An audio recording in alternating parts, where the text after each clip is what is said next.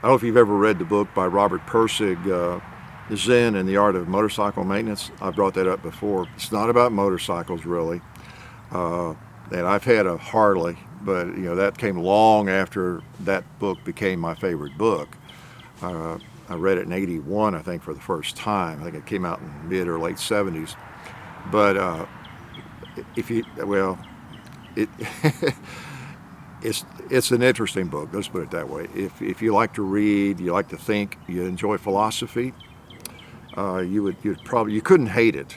It may not be your favorite, but it just really touches. People had recommended it to me for a period of years. So I think you'd like that. And after I read it, then I realized those were compliments that they thought I would like it.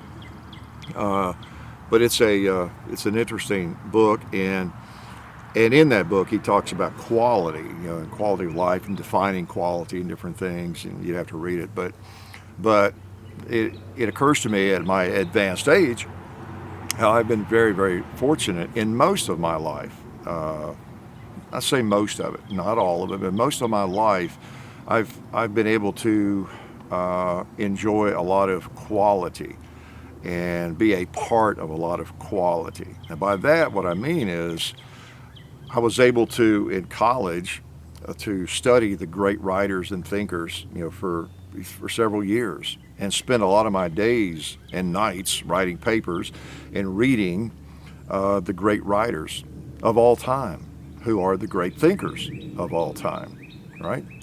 Whether the American or the English writers or whoever, Shakespeare, and sit in classes. I took several Shakespeare classes. Okay, think about that. Now, I know it seems like a waste of time if you majored in business and you were studying accounting, but I learned to build spreadsheets later. I can do that and do accounting. I have to do more of that than I like really, but I spent a lot of days and a lot of my time sitting in classes studying and discussing Shakespeare and studying for exams that are about nothing but Shakespeare.